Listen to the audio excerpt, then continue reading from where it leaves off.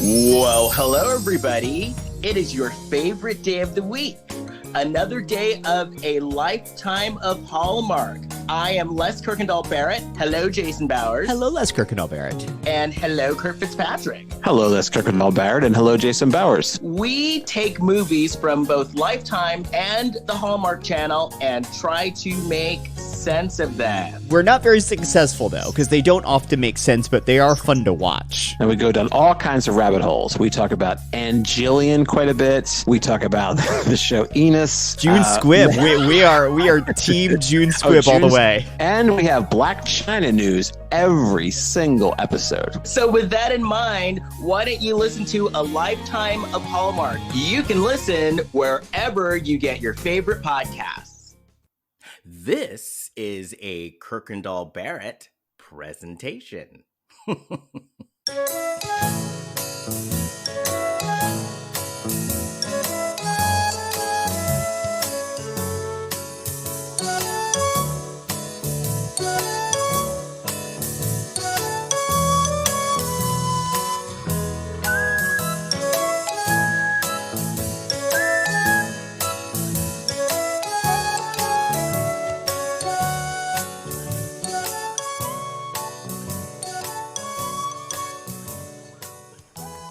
Well, hello everybody. It is your favorite day of the week. It is time for another episode of the Reality Reading Rainbow. Yes, the Triple R, where I talk about books written by reality stars, especially those from the Bravo channel, and try to make sense of them.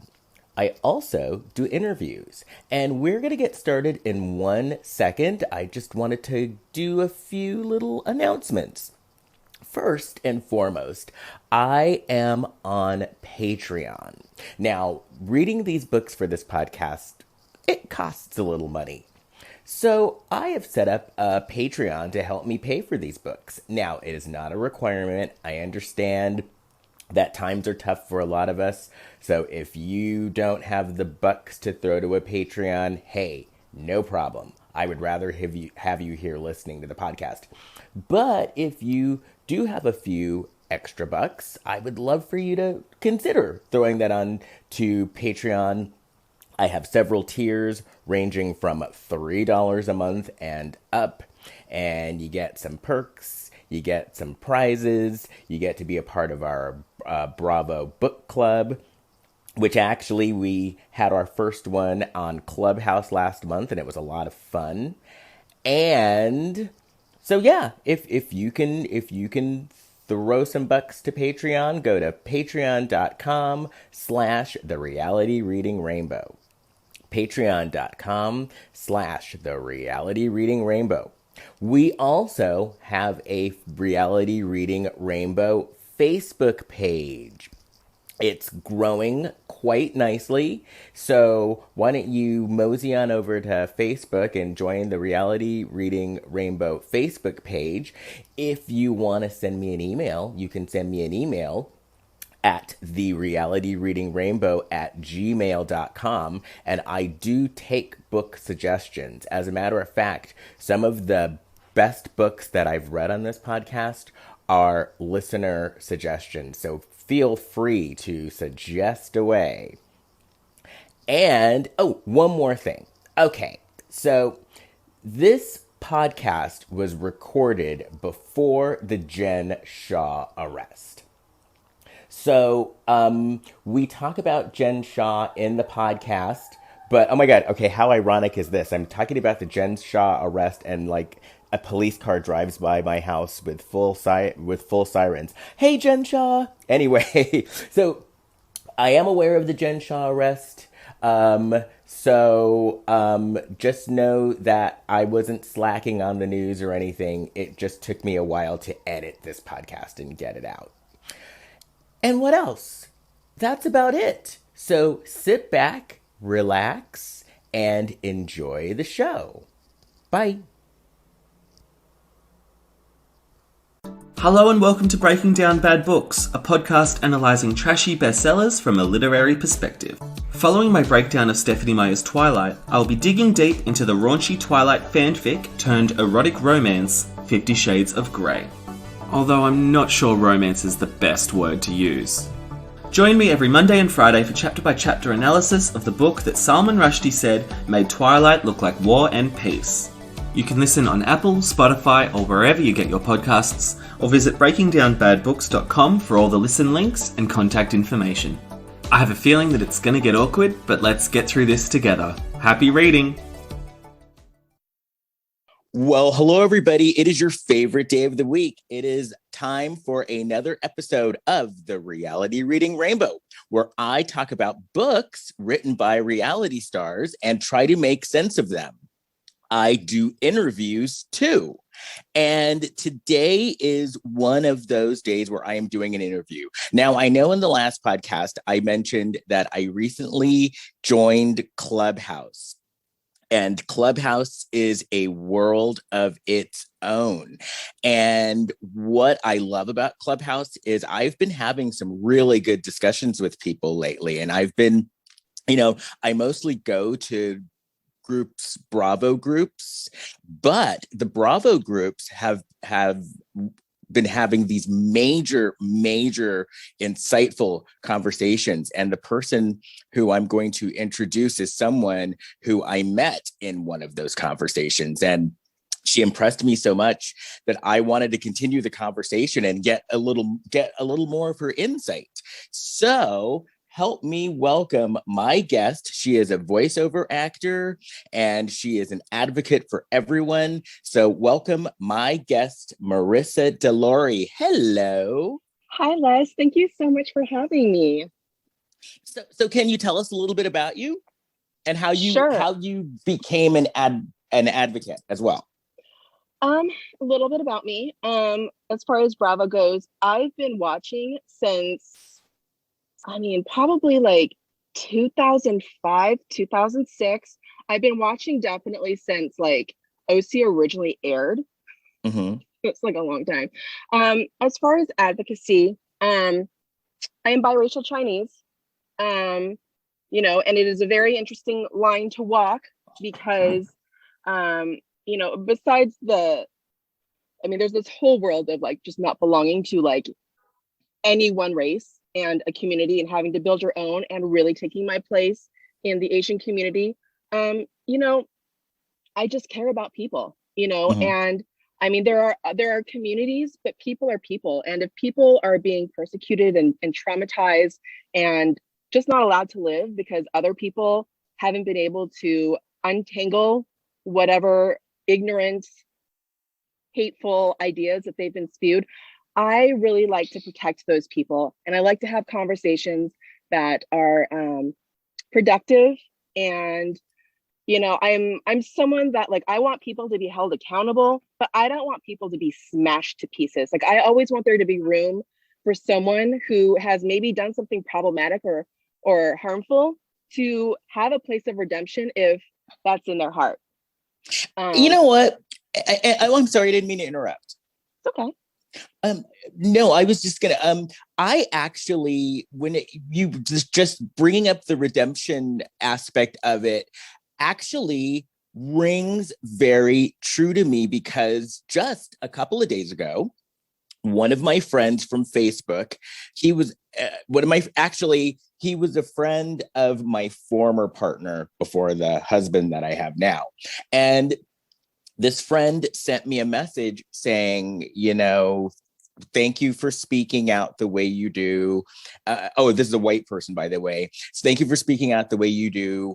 I grew up racist and I was taught racism, and I have learned that that's not good and not to, I've learned that that is not the way to think. And I am changed. And this came to me like unprompted. So after seeing this, because this is a person who I had no idea that this was their past. So I do believe in redemption. Yeah, I do too. And, I feel like, we need to be really clear about this. Like there are people who actively want to be better. And then there are people who intentionally want to misunderstand you, who willfully want to say ignorant and hateful because it benefits them and probably white supremacy.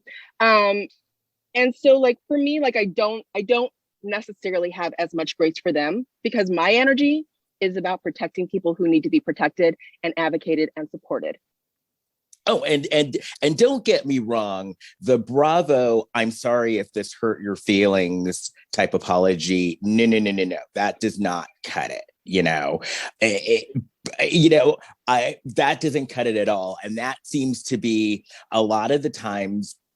And I don't know if I mentioned this in the Clubhouse, you were in another one. A lot of the times the Bravo people will issue that, I'm sorry it hurt your feelings.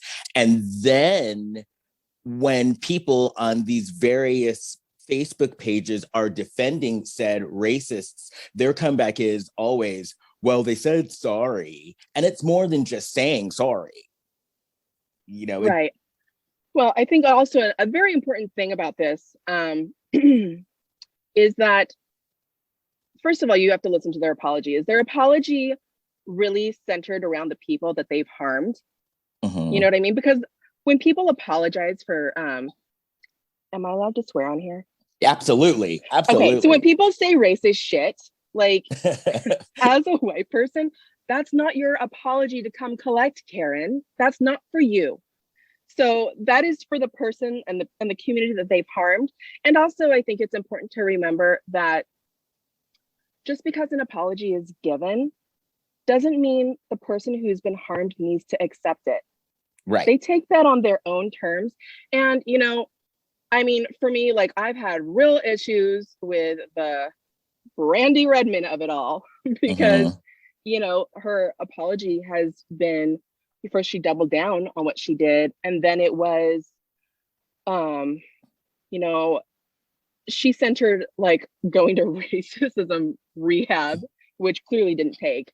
And, how she's been affected by things. She's never once ever made this about the Asian community, and how the very intentional video that she made with her kid, she's sending that message not only to the world, she's sending it to her children.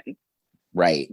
That makes her a really dangerous white woman. She's sending that message to her child that it is okay to make fun of a culture and make dehumanizing jokes about people, so people say get over it, but the fact is, like, there are all these little like things that are dehumanizing and really fucked up and awful that are adding to these things where now my elders are getting punched in the street. People think it's fine to roll up on a woman and smack her across the face with a lead pipe. That literally happened like 2 days ago. And that's like one of like so many things that have happened just in the last year alone to my community. So it's there. I won't be accepting the non-apology that she's given.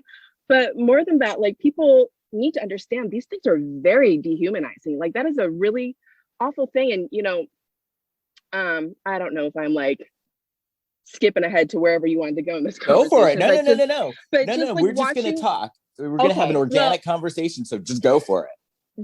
Just watching the way that like Tiffany was recounting in the first episode, her childhood and how unkind people were to her.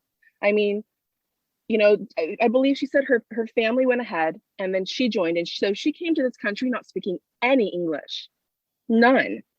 And I mean, first of all, going to school as a new child, especially when like in first grade, is scary enough when you know the language. That's scary enough. Like you have like no friends, like that's scary enough. And then you add language into it and people making fun of your eye shape and how you speak, like that's really traumatizing.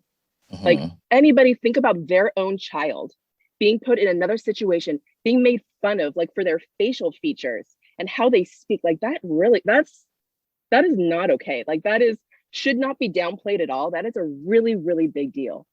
And even still, like it doesn't really seem like that's really hit Brandy, that like this is not an apology that she just owes Tiffany because Tiffany happens to be an Asian woman. She owes that to the community. That is a pain so many people have felt. And it's a really big deal that like after a year, what has it been, like maybe a year and a half? Like, yeah. Like it's I feel like if Brandy like had gone online and been like, you know what? That was really fucked up. Like I'm a white girl from Texas with like no like scope of like what anybody else has experienced. I had no right to do that. That was really wrong. And I am so sorry. I am so embarrassed about that. I'm extra embarrassed that I brought my kid into this. I'm going to do better because people deserve that. Like, okay, fine. I appreciate you for saying that. That literally been it. But it's been more than a year. We've had no apology. And I mean, and I've had my own experience with Brandy. And really, can you tell us about it? Are you able to? Yeah, I mean, and I, to be honest, like I've talked about it before. Okay. I went on another podcast and shared the messages, I guess, between me and Brandy. And then I also, I have a small club, a Bravo club that I run with two friends of mine, Black Bravo, Brat Camille, and Asians Who Watch Bravo. Oh, that's Victoria. you. Yeah, and then yay. I'm So let me see if I can find the conversation. I screenshot it, and then you know how life is. Like you like take screenshots and then you just keep living your life, and then like they get buried. And like, to be honest, my screenshots are like an elephant graveyard. So give me, okay, I got it. Oh, no. I'm learning, you know, as we talked about before the podcast, I am a new parent. And so I now all of a sudden know what mom brain is now. You got a crash course. For years, my friends would be like, "Oh, I have mom brain," and I'd be like, "Yeah, right." And I'm like, "Well, I now know what mom brain is, so I am in no room to judge anybody." So let me give you some context to like everything that I'm about to read to you. So Brandy's wonky ass video has already come out, and she's been an asshole about it. Like, it was a pretty good imitation, if I say so myself. Like, we're at that phase of things. And then, you know, she's made this like crying apology on her podcast centered around her. And of course, all these Karens and mayonnaise flavored folks are coming out of the woodwork to like wrap her up in their love, whatever. And on she's moved past it. And so like, I think on the podcast, her podcast, she was trying to shade Jen Shah about renting a house in Salt Lake City. Which, I mean, who cares? Like, I'm assuming like most of these housewives do that for like filming. Like, I would like, let me leave my messy house over here and me go rent something else over here so the world doesn't see that my husband leaves his socks and his underwear in the middle of the living room. Perfect. Sign me up. So I mean, she picked the wrong one in Jen Shah, that's for damn sure, because Jen Shah is so reactionary. And so Jen Shah basically like lit her the fuck up. Like, yes, it was for real. And, you know, I am not someone who goes to a housewives page and gets combative or shitty. Like, I've never done that to Brandy. I've never done it to any housewife, not Kelly Dodd, nobody. I feel like that's like, to me, that's bullying. Like, just playing out on the show. Like, it's one thing to like write the network or have conversations about it, like on meme content pages, but I don't pull up to people. I'm not about that energy. So I think I pulled up to like Housewives franchise, and like there was something on there about like how Jen had dragged her, and I was like, ha ha ha, like drag that racist Karen or something. Like, it was something very petty and messy, I'm sure. Right. So then on February 12th, 2020. Oh, I love it. Receipts. Brandy pulls into my DMs. Okay. I did not directly message this woman. I have never contacted her. Of all the comments that she saw going on, she thought she was going to pull up to me, which, I mean, two things. First of all, like, I am just not the one. On any given day, I am not the one. But also, I think that probably from the profile picture that I had up at the time, I am white passing enough that she did not realize she was walking right into the lion's den. So she hits me with the very passive aggressive, blessings to you, sending you love and light. Oh, we love and love and light from a white woman. And I sat there and I like immediately like wanted to just like drag this asshole to hell, because I'm sorry, you're not going to make fun of the way that my family speaks and how we look and not like hear something about it. And I decided to sit on it because, you know, like I feel like there's just been so much going on in the last couple of years, especially with, you know, Trump's administration and all the bullshit he was stirring up. Like, I just feel like if I can do something to have a conversation to make a white woman less dangerous, I owe that to my people. I owe that to every oppressed person who's ever heard anything racist. I owe that to them because I have the language. I have like, you know what I mean? Like I have the I know exactly bandwidth what to you do mean. it. Yeah.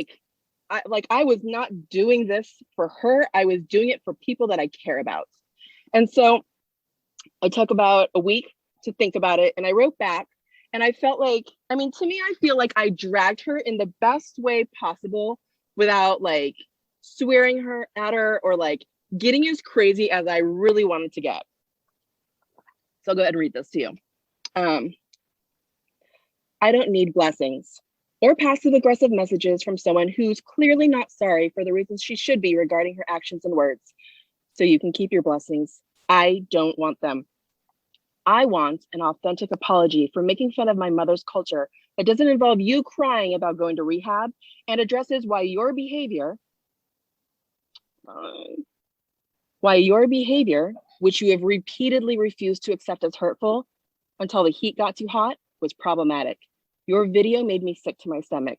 My culture is not a punchline for you to co-opt.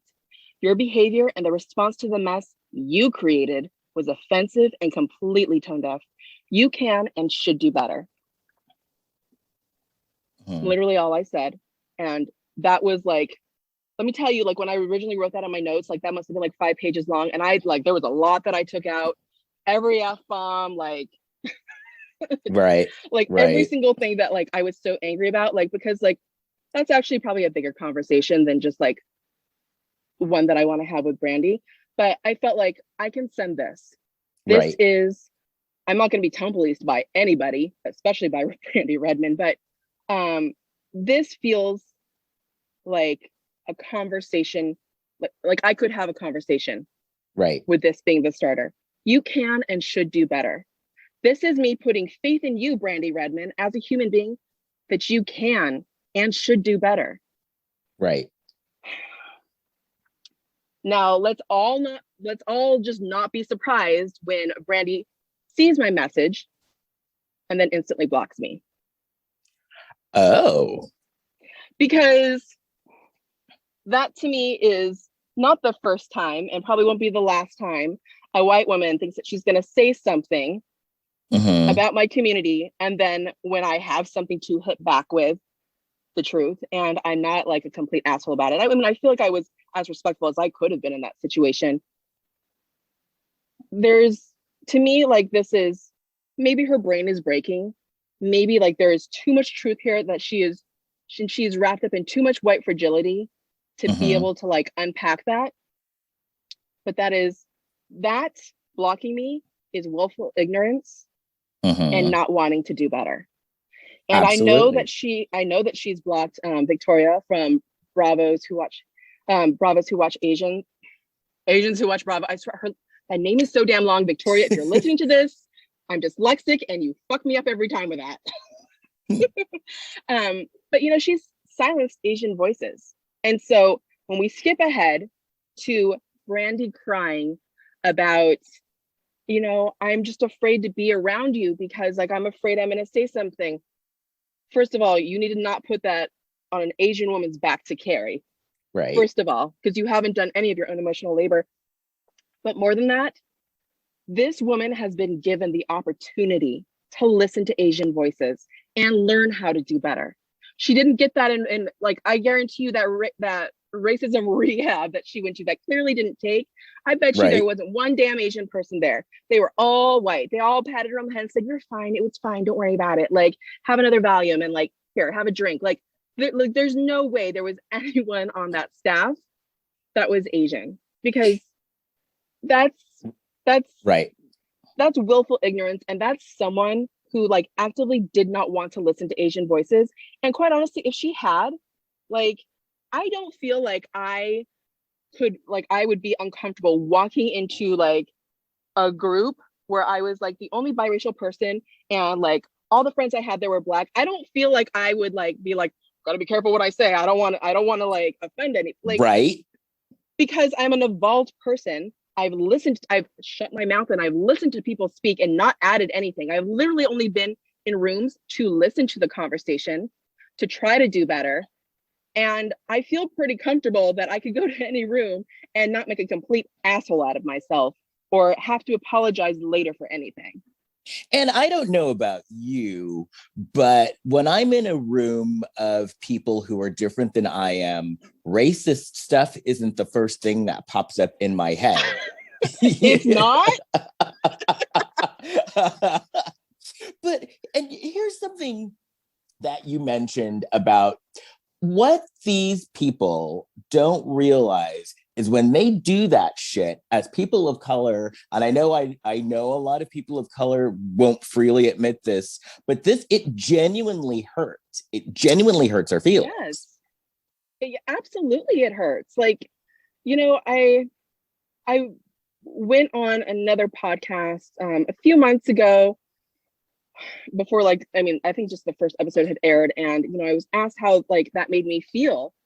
And you know, like, I already knew I was angry, and I mean, this video has been out for a year, but I was surprised at how choked up I got in the moment, you know. And I was in a safe space with, you know, a Black woman. Like, I didn't feel like put on the spot or anything, but like really thinking about that video and like the lack of accountability really got me emotional in a way that was Right. very, very surprising to me, because I was so focused on like being mad and protective of my family. I actually, up until that point, hadn't taken a moment to think about like how I felt. And, you know, and I'm saying this out loud to you right now, and it's really kind of making me think about how that's just been kind of like the parallel for actually like the last week of my life, you know, trying to come to terms with this hate crime that happened in Atlanta. Like, there are a lot of things that, you know, I made a 3-part post because Instagram was like, no, bitch, you got too much to say for one post. So I made it into 3 parts. But just kind of talking about like the experience and the emotions that like I'm feeling, that I have probably always felt, that I have tamped down, because dealing with like that pain and that grief is too much. Like, that it's traumatic. It's like really fucked up. And it's so funny because I agree with you on this from the standpoint of, so like, you know, for listeners who don't know, I'm Black, right? So my dad's job, we moved around a lot. I grew up mostly in Europe.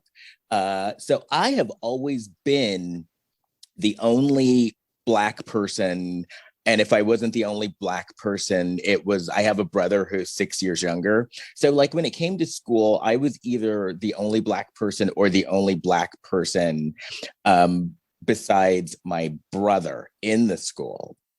And so I, you know, now that I think back on it, I dealt with a lot of microaggressions. Like, for the most part in school, I actually was like pretty popular in my school through high school.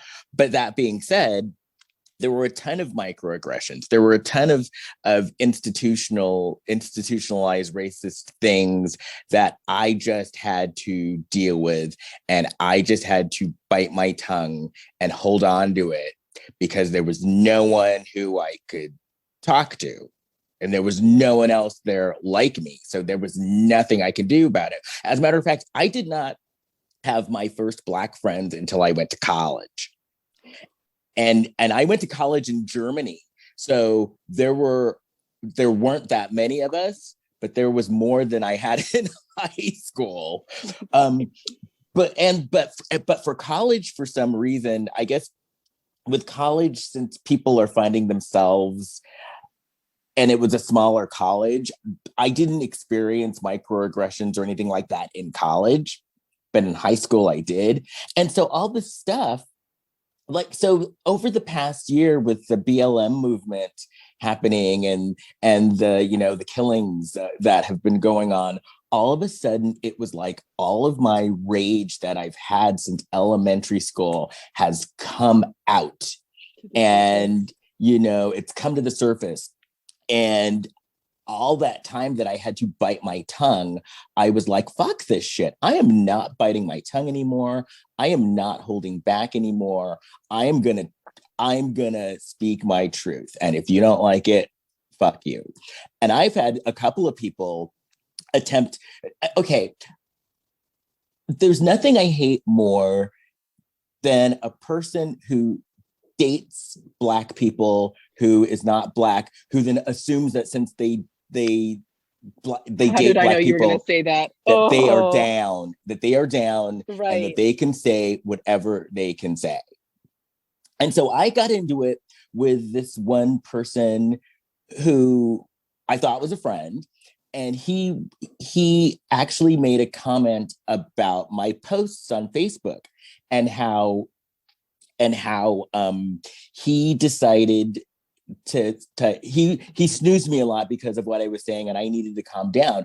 And I literally told him, if you don't like what I write on my page, get the fuck off my page. And just because you take Black dick doesn't make you Black.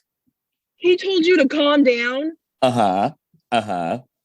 I have spicy armpits. Like, that is so fucking, like, oh my God, that's horrific. And so and, Oh my God. and I was like, and I'm blocking you now, and I hit unfriend block. But I didn't realize that if you block someone, they can still get a hold of you on Messenger. So he then messages, you know, wow, oh wow, I can't believe you talked to me that way. And I said, yeah, wow, and then block that too. But it's like so I get what you mean when it's like, you were like, you know, I've been holding on to this for so long that I, you know, and I'm not going to hold on to it anymore, because I feel the exact same way. I have a question for you. So so first of all, I'm not taking away from Tiffany Moon, because I love her on this show. And as a matter of fact, on that show right now, she's, I think, the only one I like. And She's she's carrying the damn season. Right. She's carrying the damn season. But and this isn't the first show that this happened with, you know, Brandy does the Asian racist stuff. And then all of a sudden, and boom, oh, we have an Asian cast member the next season, as like them thinking away. How did you feel about that? Because I just felt some kind of way about it. Because I'm like, mad. Yeah, okay. Real mad. Like, you're putting this on the back of an Asian woman, you know? I mean, I will tell you, those are the optics of it, right? I feel like I'm saying like I'm real, like, so when it was announced with what the information I had at the time, I was like, are you really, like, your answer isn't to get a folding chair for this idiot asshole who said these incredibly, like, harmful things and making her sit in a metal folding chair. Your answer to this is to get an Asian woman to carry, like, this, like, narrative that maybe she isn't the worst like she is. Like, that's really terrible.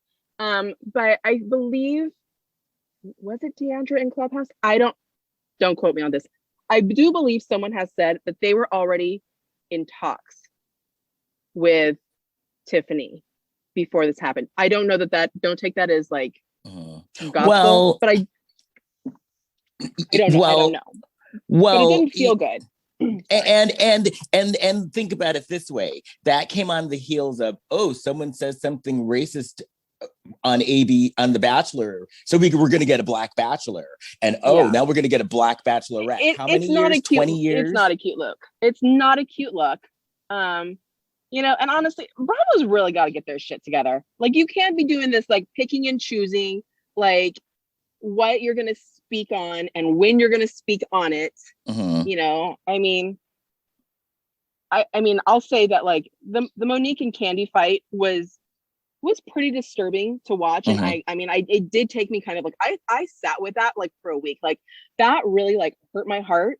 Like, Mm-hmm. I mean, Candace watched herself like be assaulted on TV. And, you know, like, and while I don't agree with anything that Monique did, and I didn't really love her that season, you know, like in the reunion, like I feel like there was a lot of like emotional trauma on her part that she's experienced in her life that really nobody was giving room for. You know, and we're gonna talk about like we don't condone violence at this reunion on a stage full of Black women when literally like what was it, like season 4 reunion of New Jersey, Teresa literally shoved Andy. She shoved him to try to get to Danielle while he was trying to restrain her. I think it was season 4. I don't know. I watch things in real time. I'm very old. Like when I don't she really flipped, remember. that was the season. Was that the season she flipped the table? No, the table flip was season 1. But I'm talking about the reunion. Don't talk about my family. It was that one, right? Okay. Right. I mean, she shoved him like she was serious. Like, and if you're like, if someone's trying to stop you from going somewhere and you shove them that hard, like you're in an aggressive state of mind. There's that word aggressive. Like she, like, what would she have done to Danielle? Like if Andy hadn't like been there to like block her and then take that like shove, like what would she have done? You know what I mean? So, I mean, violence has like always been there. And like now we're going to choose to say it on a stage full of Black women. Like, come on. But let's go over some of the violent incidences that have never been talked about. Okay, so didn't Tamara throw wine in Gina's face? Didn't the two Joes, Joe Gorga and Joe Giudice, have a brawl in the middle of a hotel in public, like a full-on Incredible Hulk looking brawl? Let's talk about Stassi like hauling off and slapping the shit out of Kristen. Right. And that was crazy. It didn't Tom punch Jax or something too at some point? Okay, so then there's that. This week on Summer House, two of the guys are going to get into it and have a full-on brawl as well. And if you don't see scenes from next week, you don't know that it's going to happen, as opposed to Candace and Monique that made it into every publication in the United States, even major publications. So you know, let's be fair about this. If you're going to do it for one, you got to do it for everybody. Yeah, and I think that, you know, Bravo gets real like picky choosy, and I believe someone, and I couldn't tell you who, but I believe someone said that like Andy went on his podcast afterwards and said that he regretted firing that Bravo. He really, I don't know if it was him or Bravo, but he was really like regretful that Kirsten and Stassi let go in a knee-jerk reaction. Really? You're regretful that you let go of two women who weaponized the cops against a Black woman? Like you're sorry about that? Why would anyone be sorry about that? That was literally the only move to make, as far as I'm concerned. I was trying to explain to someone the other day the whole, like, I'm getting better about not letting myself get sucked into these threads and feeling the need to school people when I see something that makes me enraged. But I was trying to explain to someone that calling the cops on Faith, it was more than just the fact that they called the cops on her. That could have, like, she could have been killed. Right. She could, that you know, that like put her life in danger. And people still don't want to get that. Yeah, you know, I feel like the people that don't want to get it actively do not want to get it. It disrupts their whole life. If they allow for the fact that is wrong, if they allow for the fact that one of these things is wrong and that like maybe we shouldn't get over it, maybe we should talk about it, if they open that door, there is a whole lot of uncomfortable, inconvenient conversations to their white fragility that now need to be had. They don't want to open that door. That is a very, very like intentional, like, I'm not going to humanize this or like validate this experience at all because I really just don't want to put the effort into this, is what they're saying. Like, I think I'm just going to say stupid because it is safer here and that's fine. Enjoy your existence. Right. And then of course there's the age old, well, why does it have to be about color? It's like, yeah. Oh, like the one that kills me is when they're talking about the guy who last week, the hate crimes against the ladies in Georgia at the spas, and the people saying, oh, it wasn't about race. He he was sexually repressed. And it's like, what the hell? I mean, all of these things are connected. I mean, first of all, let's unpack this whole like bad day bullshit. Like you have a Right. white cop justifying and humanizing the behavior like just because a white murderer said something does not mean he has more credibility because he's a murderer of people Right. than the witness who said like he was going to kill all the Asians. But also, like, let's unpack this. It was 3 Asian spas. Mm-hmm. Most of the victims that were murdered were Asian.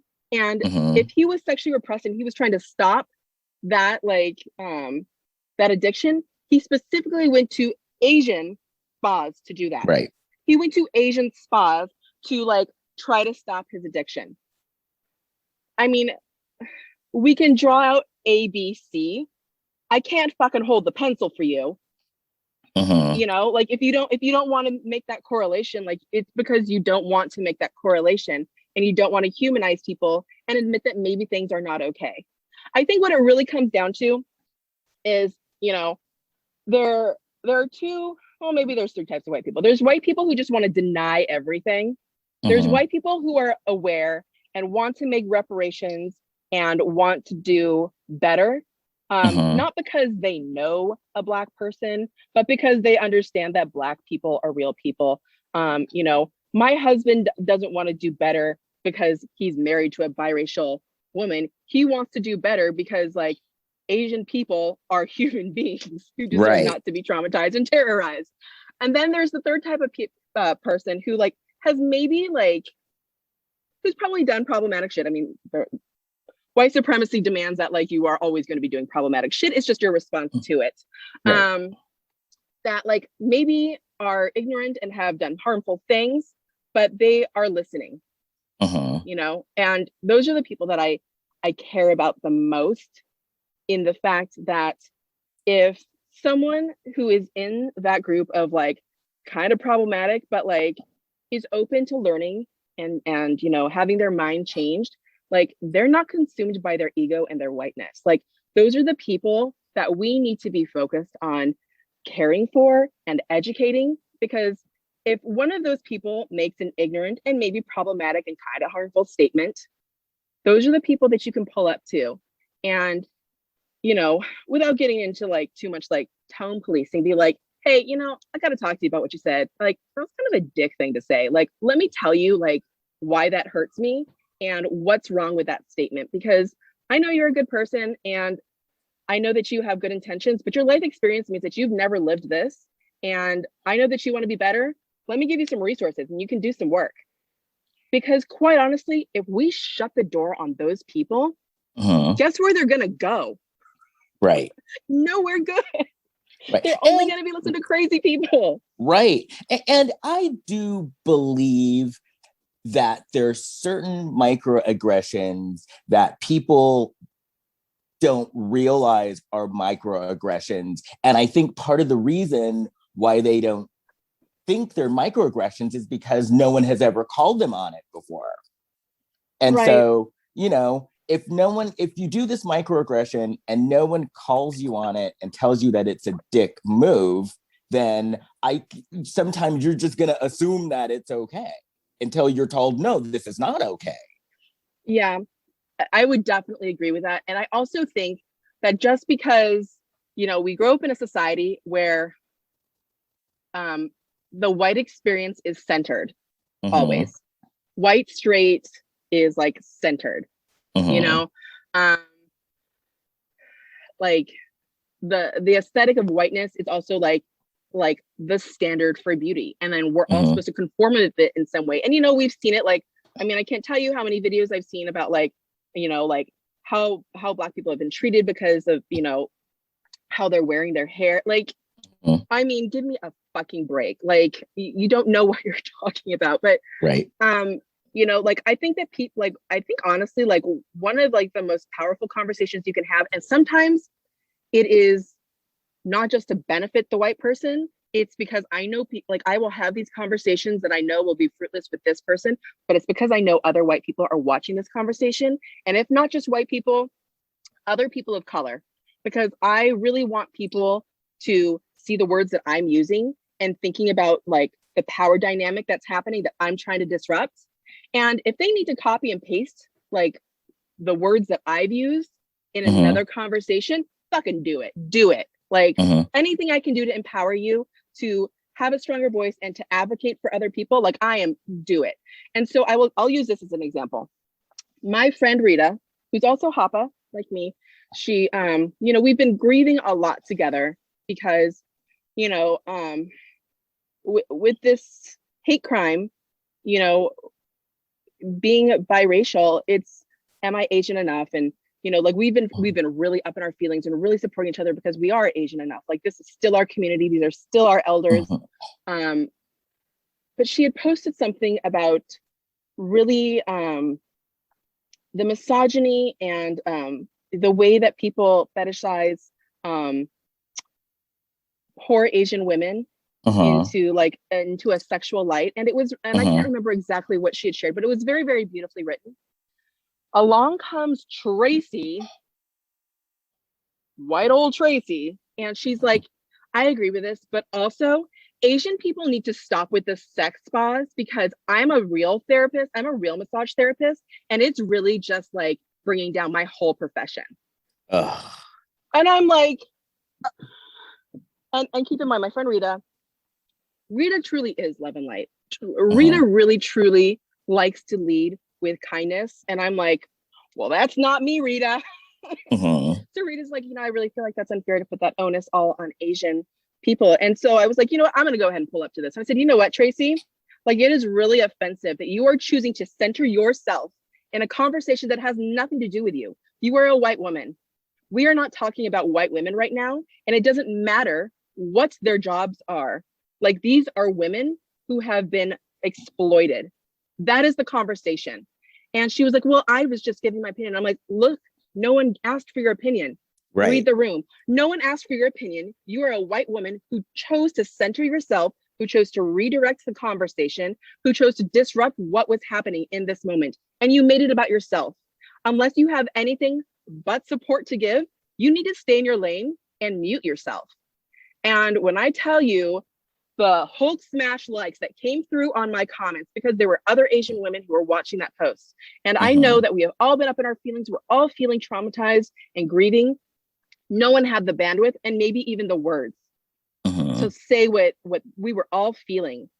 But, you know, I feel like that is somewhere that like I can do that work and I had the time. So I was willing to do it. So I hope comments like that, like really give other people like the room to be like, oh, that really is the dynamic of what's happening. Oh, let me look at this thing that is like a micro or macro aggression. And I can tell exactly what this is, because I think that sometimes when these things happen to us, like we're not even really clear. Like we know it hurts our feelings and we know it's wrong, but we don't understand the dynamics and the this and the that of everything. But when someone else says it, I feel like that gives us strength. So that's what I'm trying to do. And we are so programmed. I know for me, I'll speak for myself. I know that I was so programmed with the whole, oh no, I was just kidding. I don't mean it, to the point where I would start to second guess myself. Like, am I being too oversensitive about this? Are they just kidding? And that was one of the first things that I had to break, was that. And just, if it doesn't feel right, then that means it wasn't right. You know what? I think also that is a survival and a trauma response, because we all know that they weren't joking. It's that they've never been held accountable.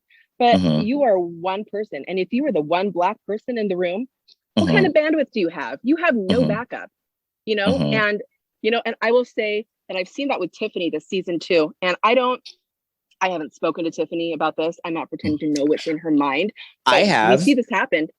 Okay, so maybe you can speak to this, but if you don't mind, I'll just share my thoughts real quick. I mean, Mhm. we watch her say like this, I don't believe you're racist. Mhm. I don't think this, I don't think that.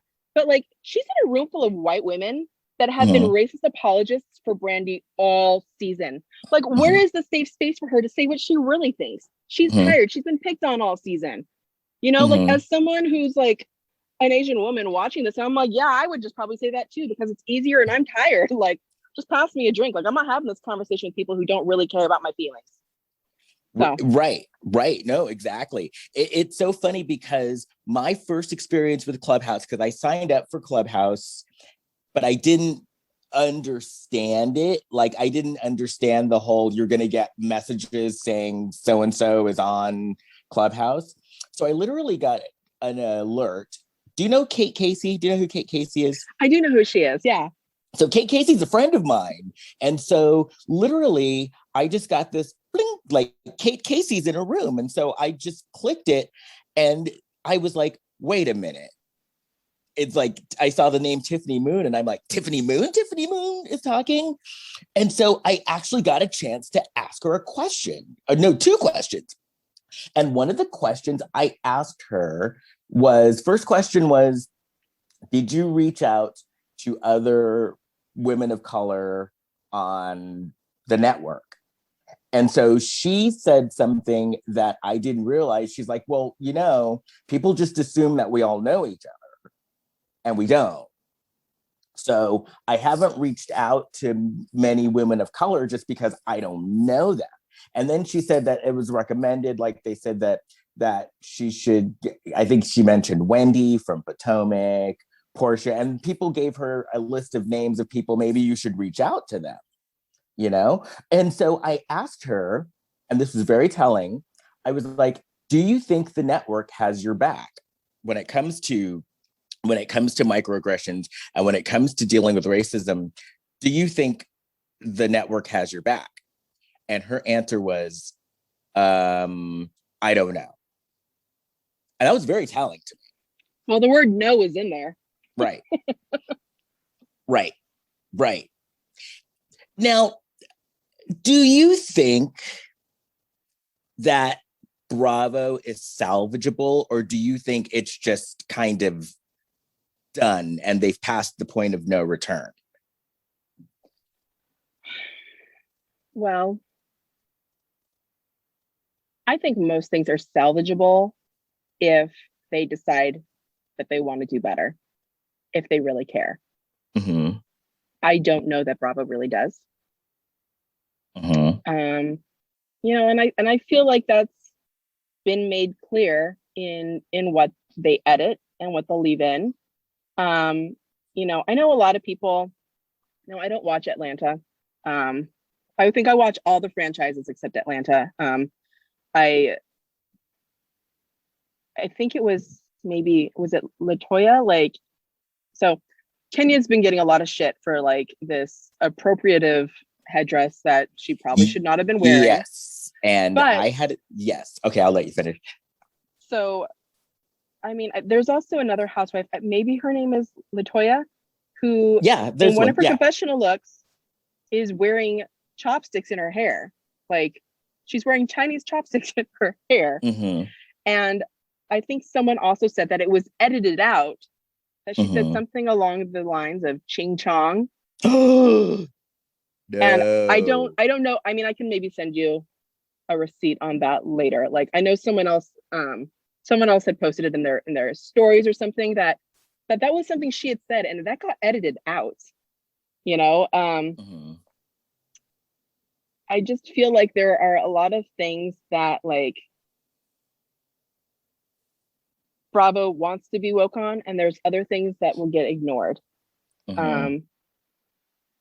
So I mean, it's hard to know if it's salvageable. I think that everything can be salvageable, but it really kind of depends on who's the top. And quite honestly, like, I don't know. Like I watch shows and then I have like opinions just based on the show. Like, I think Mm-hmm. Clubhouse is like the first time that I've really gotten into like the background of things. Mm-hmm. Like I'm like a boomer in a millennial body. So I'm just starting to get into podcasts. like the last 6 months I've started getting to podcasts. So honestly, like if I had heard any of that Stassi shit, like I might not have loved Stassi for as long as I did. But like, I mean, as soon as I like heard all this stuff, I was like, okay, we're done here. Like, we're done here. Take your goat cheese balls and go, girl. Like, I can't with this.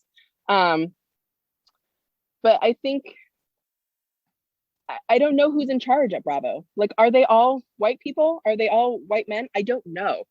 But I feel like just like with, you know, like this killer who killed people at spas last week, getting humanization and the right edit from a white cop, which is not surprising at all.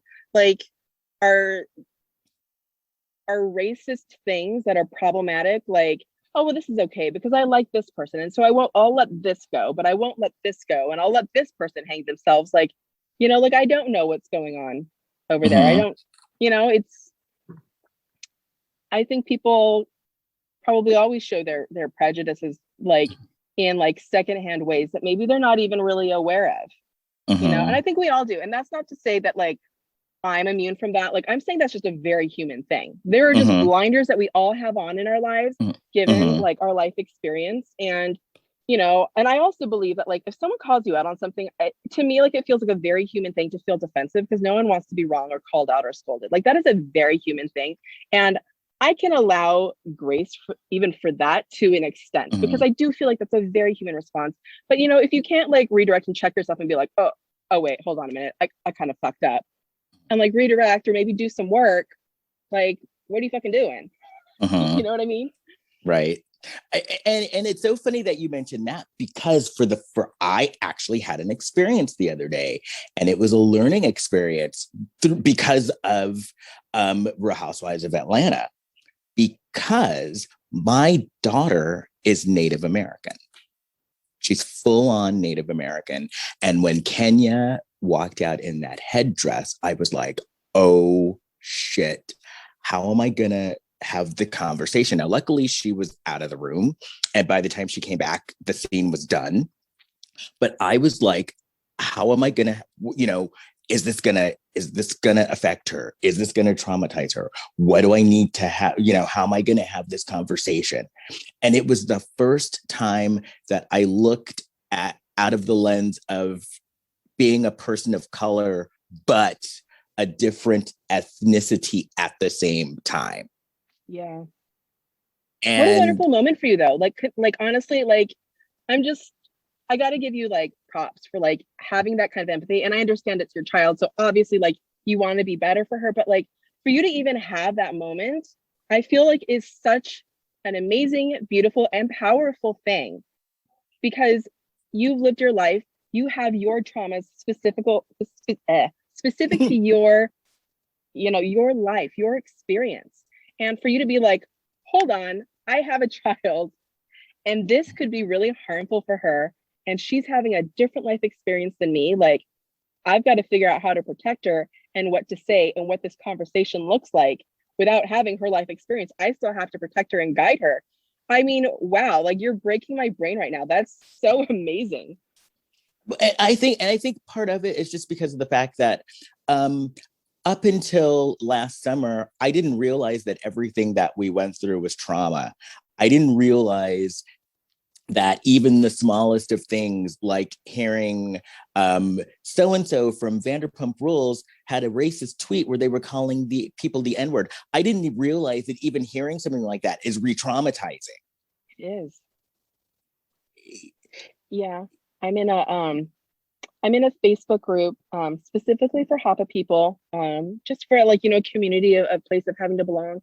And, you know, like, especially with everything that's been happening last week, like people are up in their feelings and they're sharing all the slurs that have been like thrown at them. And I had to mute the group. Like, I cannot see these ugly words that have like led to like violence and like the brutal acts against I cannot see it anymore. It is, you're right, it is absolutely traumatizing. I was like, all right, that's 30 days for you. Like, everyone can get their feelings out and work stuff out on their own time, but like I can't be a part of that. Like, I need to process like how I'm feeling, and I need to figure out how to like use my words to advocate for people and be a better human and like create better energy and new ways of thinking in the world, because I can't get bogged down on that. It is absolutely traumatizing. You're so right. And one more thing, white people, please listen to me on this. If you have a picture of a person of color who has been beaten up or abused or hurt in any sort of way, and you feel that it's going to show compassion by you putting that picture on social media, please stop. It's trauma. Stop it. And P.S. When the person of color, because this happened to me, when the person of color messages you and tells you, you know what, this is triggering, can you please take it down? Do not fight with them about it. Yeah, you know, I had commented on, I mean, even just like the perpetrator. I don't want to see his face. Mm-hmm. He murdered my sisters and my aunties. I don't want to see his face. I want to see these beautiful women. I want to know their names and their lives. I don't want to see his fucking crusty white face. I don't want him to have any sort of notoriety. He is garbage. Let him stay in the garbage. And, you know, someone had posted his name and like his face, and like there were some, I think they were trying to come from a place of advocacy. But I said, you know, as a biracial woman, like, I've got to tell you, seeing his face is really traumatic for me. And I believe I left it at that. I didn't tell them to take it down, but I felt like, I mean, you know, you can read between the lines. And this was also another woman of color and, you know, not Asian. And I feel like the response was, well, I'm trying to educate and this and that and this and that. And I'm, you know, and I won't say that their heart wasn't in the right place, but like you said, like, you have someone from this community telling you that this is hurtful. Like, please stop. And I wasn't an asshole about it. I wasn't going to get into it. Like, they want to run their account a certain way. They want to run their account. Who am I in the world? Like, I'm not going to tell them no. But I mean, I do think that it is also an important thing to make the distinction that, like, the way that the Black community has suffered trauma looks very different than like anyone from like the Latinx community and the AAPI. Like, we all have trauma. Like, we've all been hurt and dehumanized. But as much as like there are similarities in that pain and the trauma and like how we like get through it, there are also differences, and there are cultural differences on how we respond to things too. And, you know, it just made me a little sad because I was like really hoping for some room. Like, it was a week ago yesterday that this happened, you know? And I made that comment like only a couple days after it happened. Like, you know, I was feeling very, very fragile and very, very sad. And, you know, I wasn't being aggressive at all. Like, I just put that information out there, and, you know, she chose not to receive it. Like, that's fine, I guess. But I mean, it did make an impact on me that, you know, I am from this community, and I'm telling you, this is hurting someone from the community, that this person that you're choosing to share his face, and you're choosing to elevate his face over, and, you know, the names and the faces of these women and focusing on their beautiful lives. And I mean, I don't even know if at that point, like, then all the names had been released and their photos had been shared, but, you know, it did really make an impact on me, and it did feel traumatizing to me. So before we wrap it up, and I want to definitely wrap it up on I want this to be not only entertainment, but educational as well for everyone. Okay, so I'm going to make a confession here. I am that person of color. I am that Black person who, I don't know how much of an effect I have had, because I will just cuss you out. I will just cuss you out.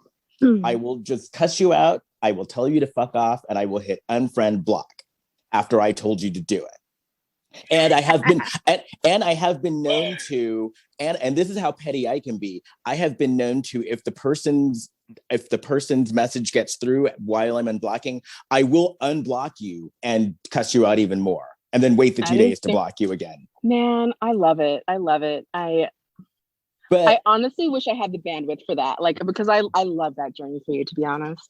But I think that your approach is a little more effective. Maybe more productive. So for people out there who are like me, what can we do to try to be a little better in a situation like this?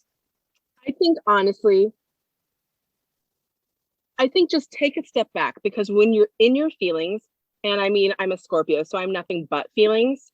I think take a second to step back and look. I always like to ask myself, what is it about this that makes me so angry? And I sometimes will look. This is what I do. I'm such a nerd. I will go look at their comments again on my iPad, and then on my phone, I will have my notes up, and I will go through each line, and I will break down the dynamic of what is hurtful and problematic about everything they said. And if I feel good enough to send it, and I've spell checked it a few times because I'm also dyslexic, which is really, really like annoying when you're trying to read someone, but they can't read what you wrote, and you wrote that 5 times. So I'll like proofread it, make my husband proofread it. But I look at what people are saying. Like, I want to see exactly what's problematic about that. Like, I think people, like, with the microaggressions, and like you were saying, like, don't know, like, that they're necessarily being problematic. I let them know exactly what it is. So I have to look again, because sometimes that first pass, I'm so hot because I only picked up a couple words. This got me in trouble with a relative a few weeks ago. I only picked up on a couple words, and I got real hot and didn't want to talk to them for like a month because I was so mad. And then when I went back and read it, I was like, okay, Marissa, you were kind of doing the most. Like, you should have just reread it. It's fine. So definitely reread things before you respond. Make sure like you really understand the context of what they're saying, and decide if they really are a dangerous person or if there's someone who just needs to be kind of corrected, and like adjust your energy to that. Because I've seen some people who write stuff and I'm like, you fucking idiot. And then like I reread it and I'm like, okay, they're still a fucking idiot, but I don't feel like they're out here like trying to like iron press like their hood, you know, right, like doing some like crazy shit like in the back of their house, you know. I think just trying to like take a beat and like decide what kind of energy you want to bring to this, and just also have a little bit of foresight. Like, I have 2 responses that I'm going to say. One of them is, you fucking motherfucker, block. The other one is, hey, gotta tell you, like, this kind of hurt my feelings. I want to talk to you about why, or whatever you want to say. And think about what these 2 roads are gonna take you down, and then just kind of go from there. Because honestly, there's some really stupid people out there, and sometimes you're a fucking idiot really is the only response.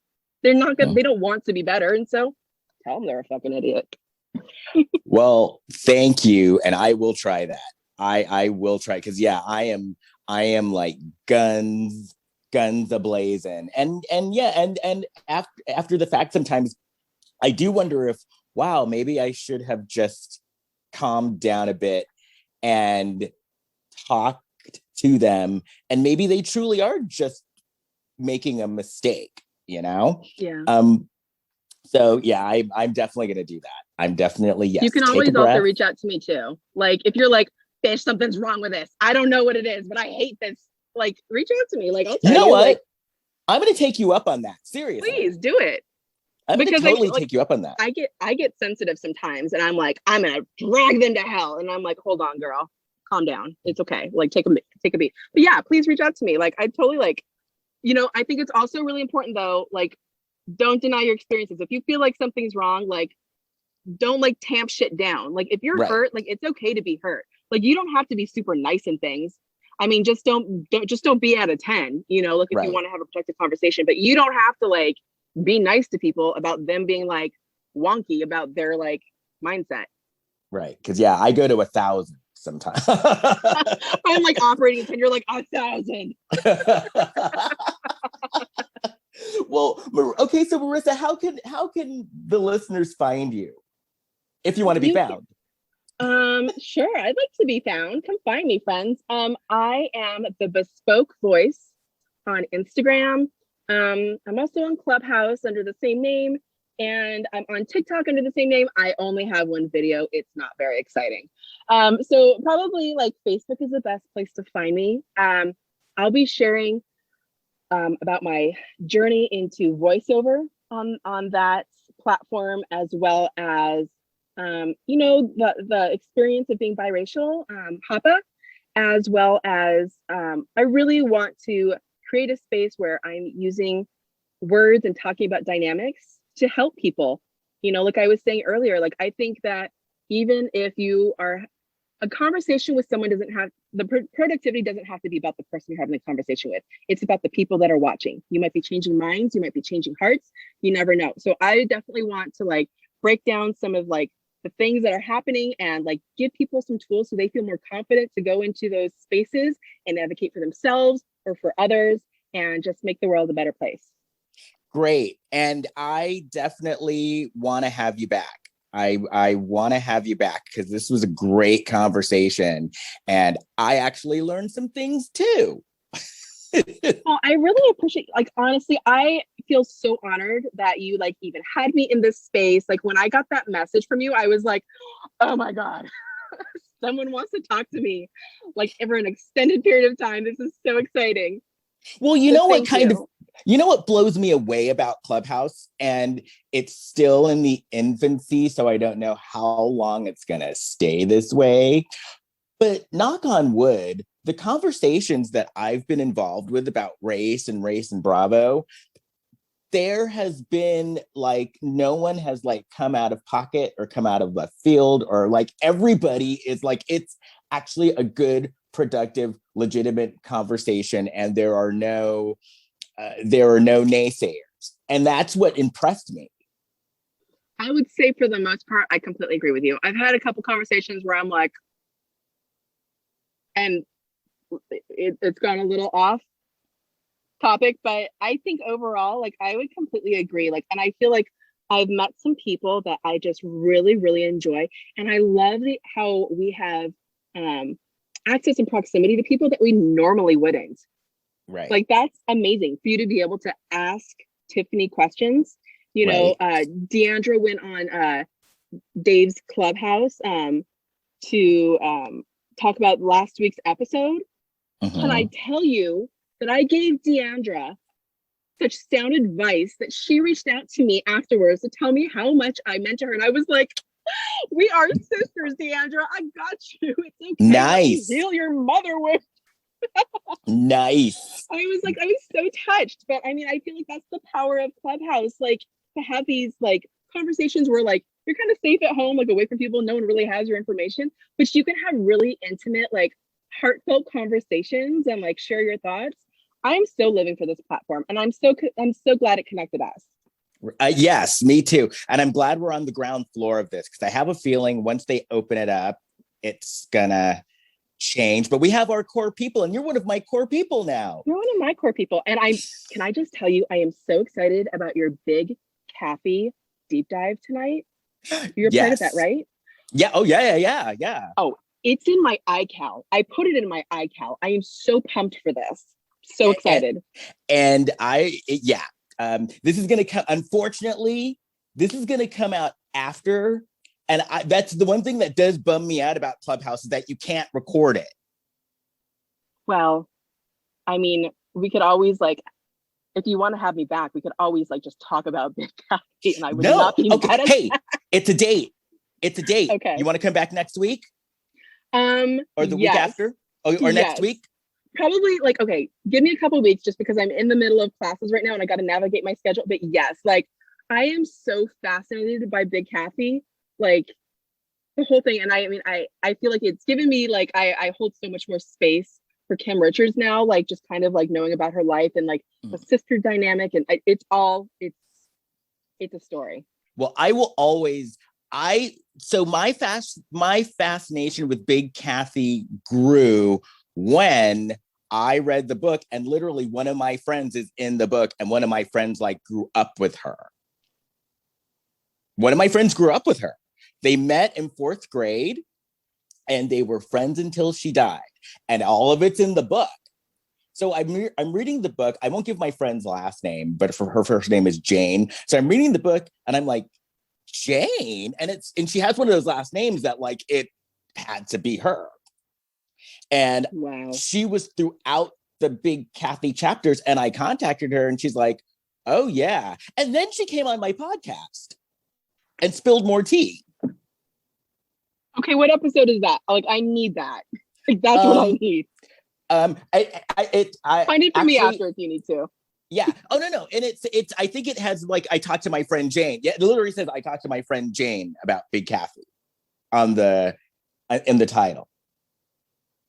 Wow. And yeah, and she told me some stories for the podcast so I can share them with which I'm going to share tonight as well. Which yeah. I'm so excited. I'm bringing snacks. I'm coming right back here to my sound booth. I'm bringing snacks. I'm going to have my husband bring DoorDash in here for me. I'll have my LVP rosé going. Like, I'm ready. Awesome. And once again, thank you so much for doing this. Thank you. Thank you so much for having me, Les. This was so fun.